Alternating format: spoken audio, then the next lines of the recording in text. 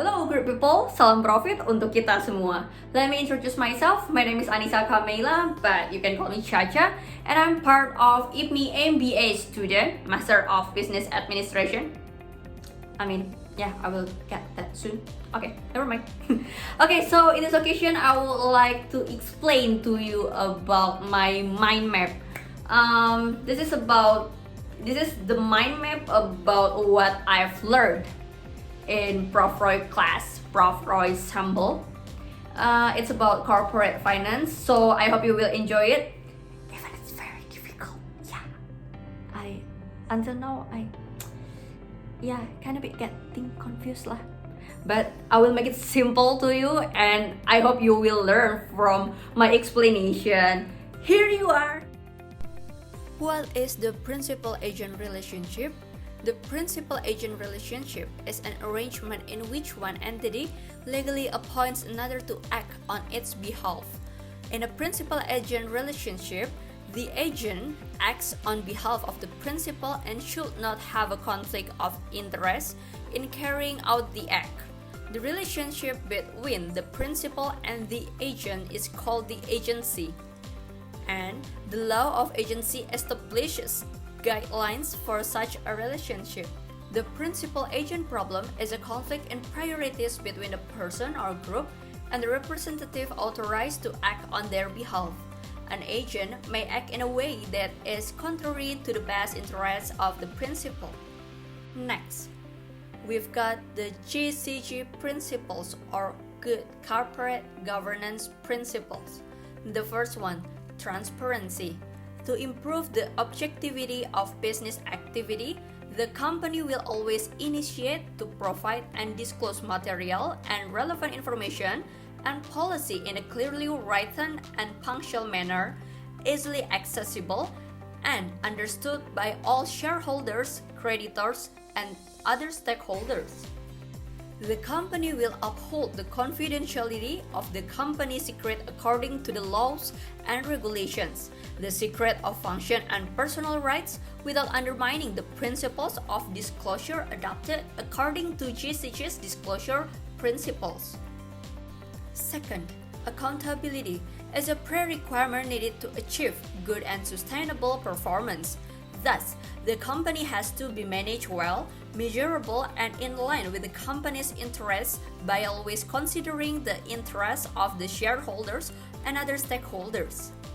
The organs of the company and staff have to strongly hold on to the business ethics and code of conduct in conducting its responsibility and business activity.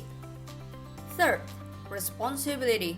As a form of responsibility to the community and environment as shareholders, the company will always implement the principles of prudence and adhere to the internal corporate regulations, bylaws, in conducting its business activities.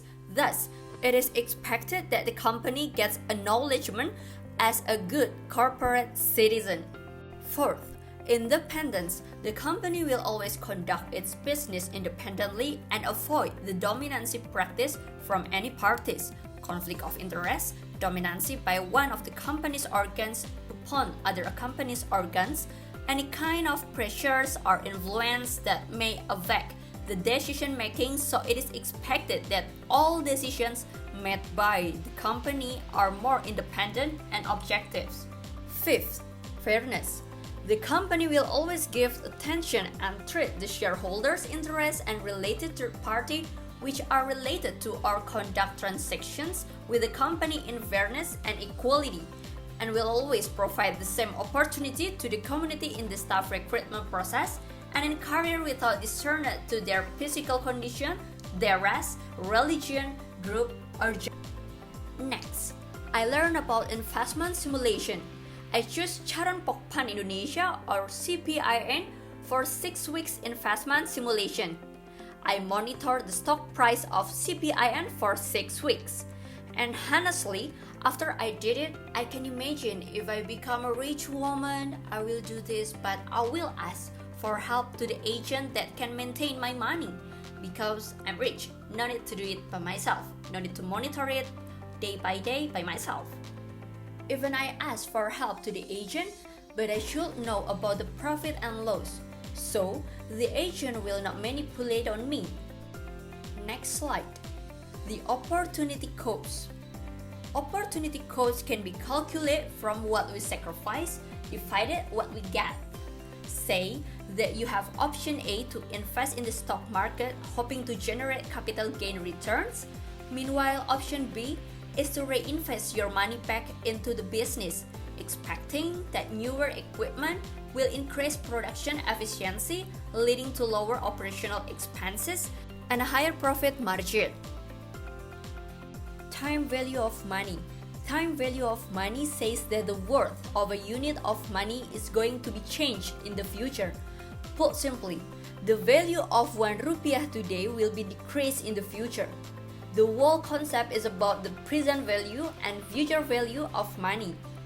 There are two methods used for ascertaining the worth of money at different points of time, namely compounding and discounting. Now, we will learn about the compounding and discounting. First one, compounding. The method used to determine the future value of present investment is known as compounding. About discounting, the method used to determine the present value of future cash flows is known as discounting. The compounding concept, if we invest some money today, what will be the amount we get at the future date?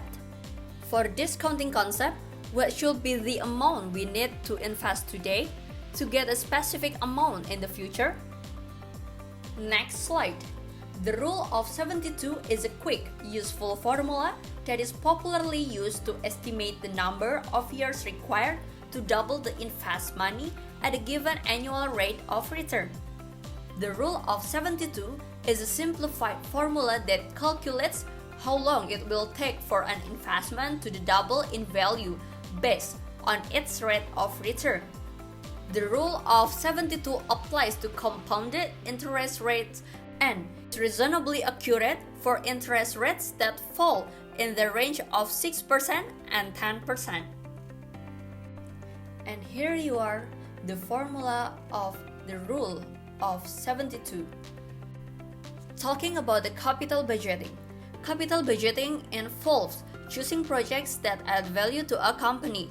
The capital budgeting process can involve almost anything, including acquiring land or purchasing fixed assets like a new truck or machinery.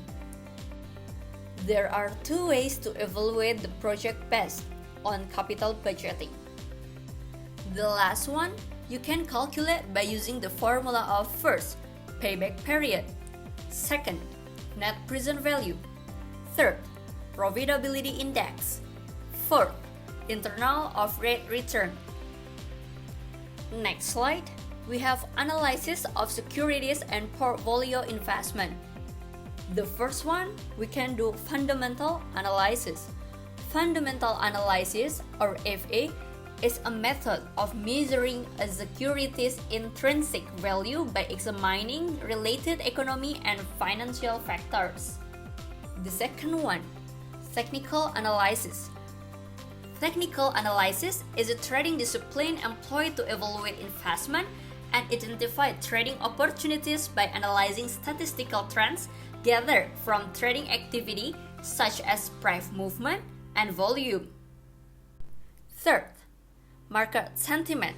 Market sentiment refers to the overall attitude of investors toward a particular security or financial market. It is the feeling or tone of a market or its crowd psychology as revealed through the activity and price movement of the securities traded in the market. Now, we are talking about financial distress. Financial distress is a condition in which a company or individual cannot generate sufficient revenues or income, making it unable to meet or pay its financial obligations. This is generally due to high fixed costs, a large degree of illiquid assets, or revenues sensitive to economic downturns. For individuals, financial distress can arise from poor budgeting, overspending, too high of debt load, lawsuit, or lost employment. There are several ways to survive from financial distress. Stop the bleeding. financial restructuring, temporary pivoting, strategic realigning, redefining core business, and the last one, new ways of doing business. And here, the stage before the company going bankrupt. Fraud risk management. The fraud triangle is a framework commonly used in auditing to explain the reason behind an individual's decision to commit fraud. The fraud triangle outlines three components that contribute to increasing the risk of fraud. First, opportunity. Second, incentive. And the third one, rationalization. Fraud refers to a deception that is intentional and caused by an employee or organization for personal gain. In other words, fraud is a deceitful activity used to gain an advantage or generate an illegal profit. Also, the illegal act benefits the perpetrator and harms other parties involved. Whistleblower. Whistleblower is anyone who has and reports insider knowledge of illegal activities occurring in an organization. Whistleblowers can be employees, suppliers, contractors, clients, or any individual who becomes aware of illegal business activities. Next slide. Here you are, the occupational fraud and abuse. Also, I learned about the international business. The first one, gold standard. The gold standard is a monetary system where a country's currency or paper money has a value directly linked to gold. With the gold standard, countries agreed to convert paper money into a fixed amount of gold. The foreign exchange market, also known as Forex, is an over-the-counter global marketplace that determines the exchange rate for currencies around the world. Participants in these markets can buy, sell, exchange, and speculate on the relative exchange rate of various currency pairs. Foreign exchange market. Future contracts. A futures contract is a legal agreement to buy or sell a particular commodity asset or security at a predetermined price at a specific time in the future. Call options. Call options are financial contracts that give the option buyer the right, but not the obligation, to buy a stock, bond, commodity, or other asset or instrument at a specified price within a specific time period. Now, we are talking about dividend payout policy. A dividend policy is the policy a company uses to structure its dividend payout to shareholders. How a dividend policy works? Despite the suggestion that the dividend policy is irrelevant, it is income for shareholders. Company leaders are often the largest shareholders and have the most to gain from generous dividend policy. Most of companies view a dividend policy as an integral part of their corporate strategy. Types of dividend policy. Stable dividend policy. A stable dividend policy is the easiest and most commonly used. The goal of the policy is a steady and predictable dividend payout each year, which is what most investors seek. Residual dividend policy. Residual dividend policy is also highly volatile, but some investors see it as the only acceptable dividend policy. With residual dividend policy, the company pays out what dividend remains after the company has paid for capital expenditures or capex and working capital. Okay, great people. So how about the explanation that you already watched in this video about the corporate finance? Are you already understand it, or are you still getting confused of it? You still getting confused lah? That's okay, never mind. Maybe you can join with IPMI MBA class and you will meet with Mr. Prof. Roy Sambal, and of course you can ask some questions to him about the corporate finance. I think that's all about my explanation, and of course I think thank you for watching this video, right? Yeah, thank you. Bye. I hope I will get A for this subject.